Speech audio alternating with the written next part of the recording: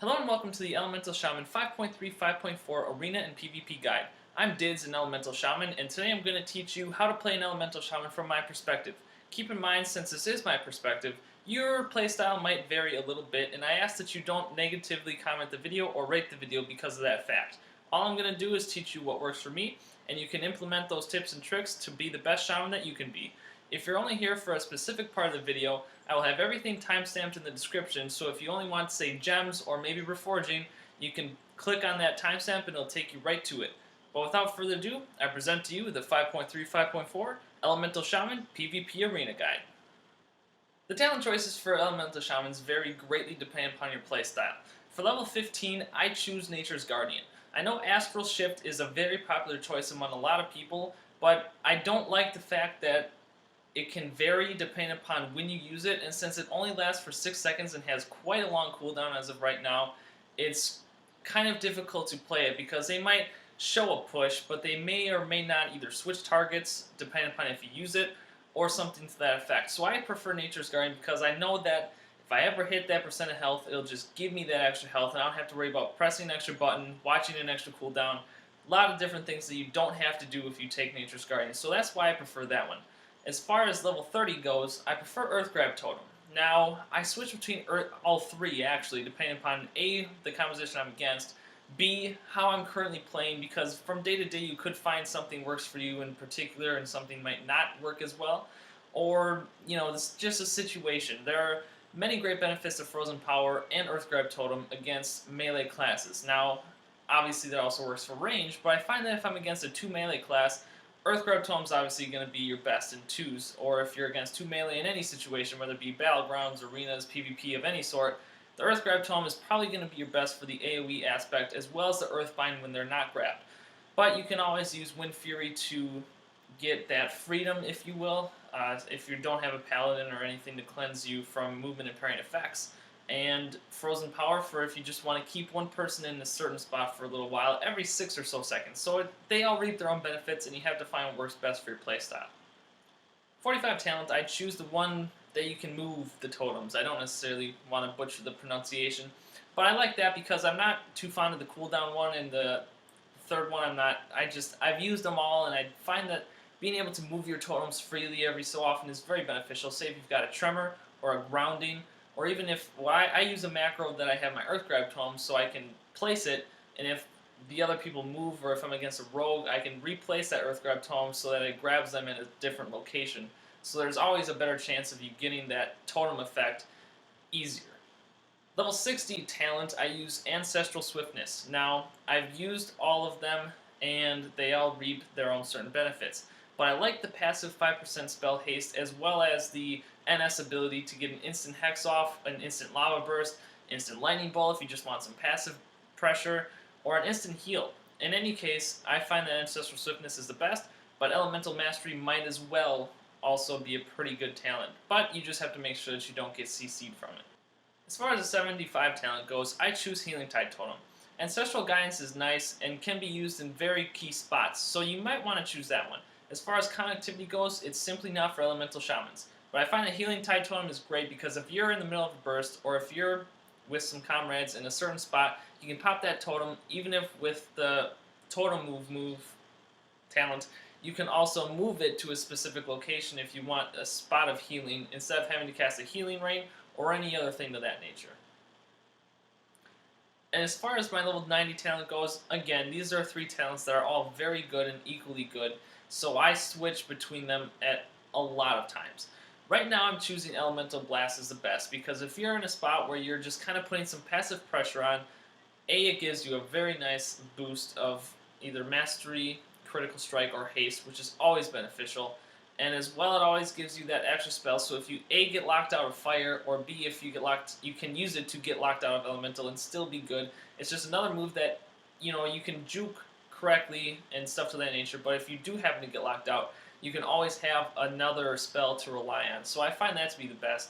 But the Unleash Fury weapon is also very good because it's boosts damage to Lava Burst and Lightning Bolt, which in 5.4, with the 10% Lava Burst reduction, it'll be very beneficial because you'll get that 10% back, and it says that Lightning Bolt's going to do 10% more damage from it. So it might be more viable in 5.4, but we'll have to see what happens when it hits live.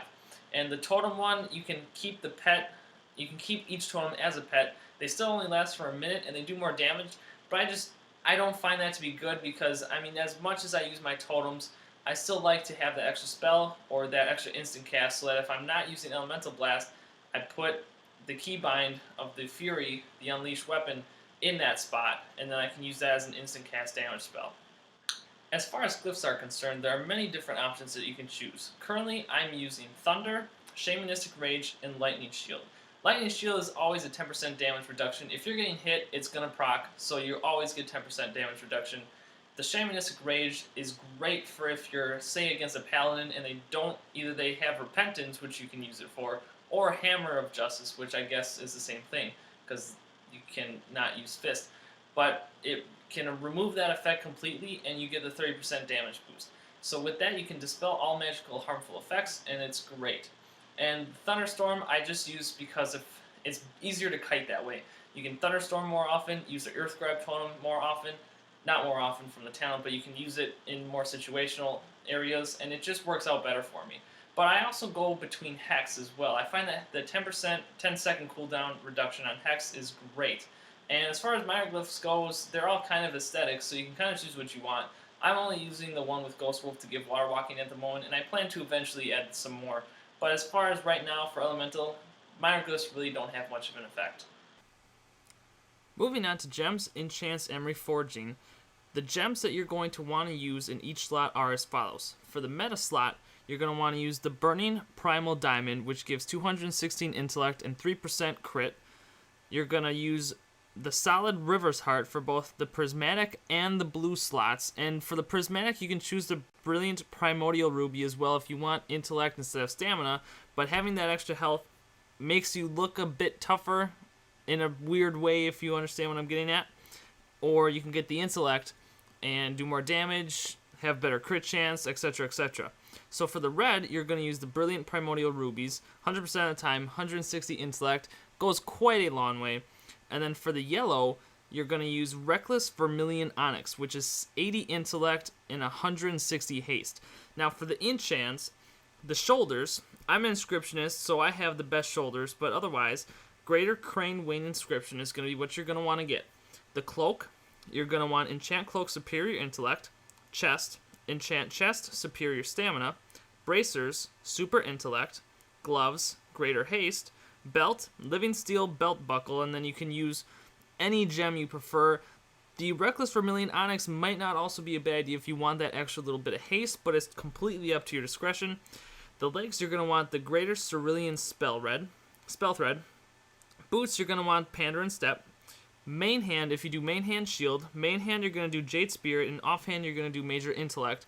That can also be applied to a shield, that offhand. And for two-handed, you're going to want Jade Spirit. Now, Reforging. Stat priority in Reforging is going to go as follows. You're going to want to have 6% spell hit, which is 2,040 rating, and then you can get that with either Hit Rain or Spirit. Then you're going to want to shoot for Intellect. That's your next stat priority. If you're 6% spell hit and you're capped, then next up is Intellect. And once you're done with Intellect or you're Reforging, your stats are going to be as follows. Haste, Mastery, and then Crit. Haste is faster casting, more spells can get out, your cooldowns can finish earlier because you're getting more casts out, and therefore they're being used earlier, so you can obviously use them again sooner. And you get more spells out, you get more chances to do great things. Then Mastery is the 75% chance, the chance to hit a 75% duplicate of the spell, which for Lava Burst is incredibly useful. And Crit is not as useful because if you got Flame Shock, which every Elemental Shaman does, up on every enemy, then you should not have a problem critting because everything else will crit enough that it doesn't make as much of a difference, and the crits don't necessarily proc anything. So the fact that all of those previously mentioned things are in effect, you don't need crit as much at all. And I know that a lot of the tyrannical pieces at the moment give a lot of crit, so there's a lot of reforging to be done. As far as macros and keybinds goes, I'm going to overlay my keyboard and mouse to the specific keybinds that I have. I'm going to edit that together, and then the macros, I'm going to put all of them in the description. Every single macro that I use, I'm going to put in the description.